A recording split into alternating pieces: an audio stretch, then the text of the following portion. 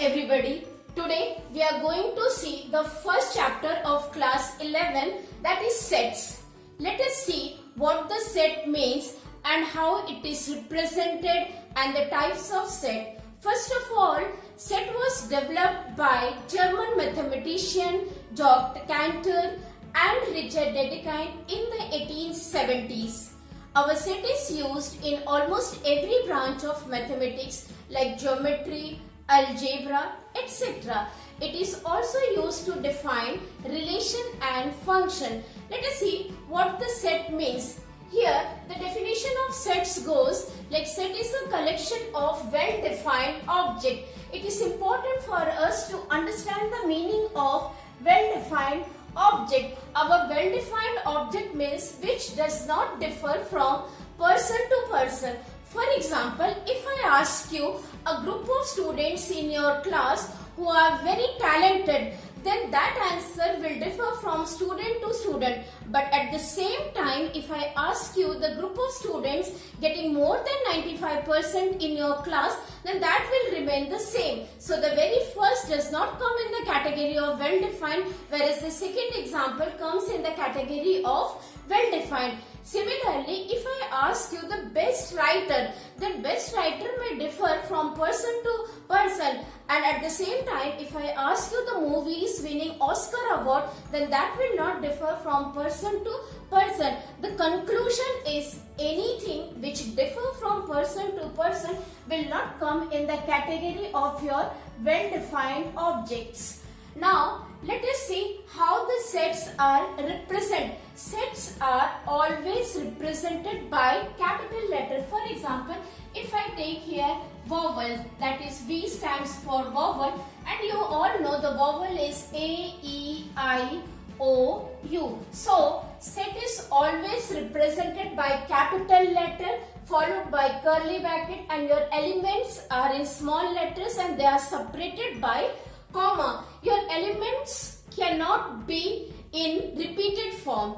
Once again I repeat, your elements should not repeat. Their orders can be changed. Here one more thing you should understand, that this element small a, this belongs to V. V is a set. Belongs means this is the element of the set V. Similarly, B does not belong to V. B does not belong to B means that B is not the element of V. In this way, we define so many sets like set of natural numbers, odd numbers, set of consonants. All these are well defined, and that is why they are known as set. Let us see the representation of set. Your sets can be represented in two main forms, that is roster form and your set builder form.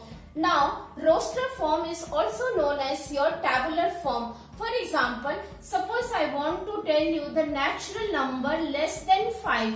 You can see here all the elements are represented in set form. They are separated by a comma. So 1, 2, 3, 4 are your natural number less than 5. But if the elements are more, then that we find comfortable writing it in the set builder form. Now here you can write the same set, right? If 1 x such that x is equal to n, small n belonging to capital N and n less than 5. Just understand the difference. In set builder form, we take a variable, and whatever variable we take, we define that thing, and accordingly the procedure of expressing the set in set builder form is easier in comparison to that of the roster form, because here since the elements were only less than 5, it was easy for me to write all the elements. But if it is less than 500, then it won't be easy for me to write it in the roster form. Then we prefer the set builder form. So here x. Now I have taken the variable x. I should tell what exactly the x is.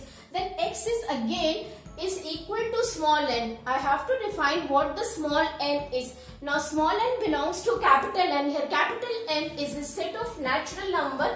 I have given the limit n less than 5 means n will take the very first value 1, then 2, then 3, then 4. You can see that these two sets are your equal sets. because one is written in the roster form and another is written in the set builder form. In this way, we can just change from roster to set builder form and from set builder form to the roster form. Now let us come to the types of set. Our first set is empty set. Empty set is also known as your null set. It is also known as your null set or void set. Void set.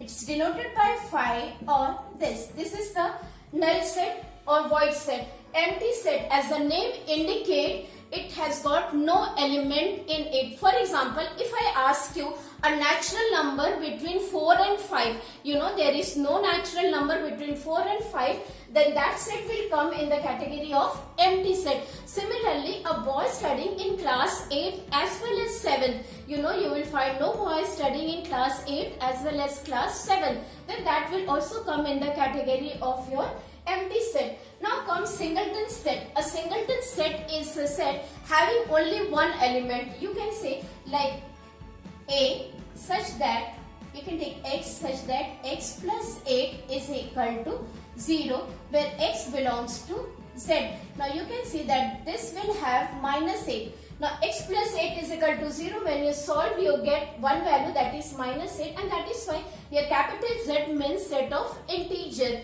Now, you can also take another example. For example, like if I ask you the natural number between 4 and 6, then there comes only one natural number, that is 5.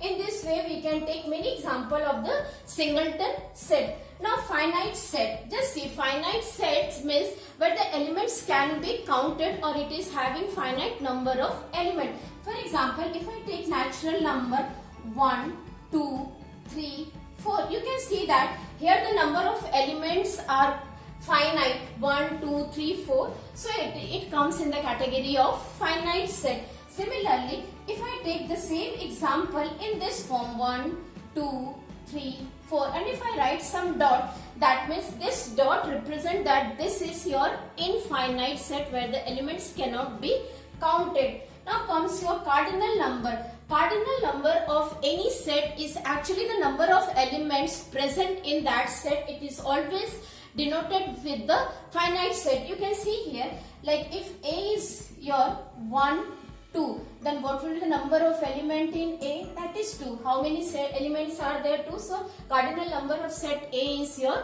2. Now comes your equal sets. Equal sets. For example, capital A like 1, 2. And you are having capital B as 2, 1. You can see that A and B are having exactly the same elements. When two sets A and B are having exactly the same element, then they come in the category of equal set. That means their values and their cardinal numbers should be same, and it is written as A is equal to B. Now comes your equivalent set. In equivalent set, suppose A is 1, 2 and your B is A, B. You can see that cardinal number of A, your cardinal number of A is 2 and your cardinal number of B is again 2. For equivalent set, what we actually need is that the cardinal number should be same. Doesn't matter what the element is. So in this way, we have seen how the sets can be represented and the types of sets. Thank you.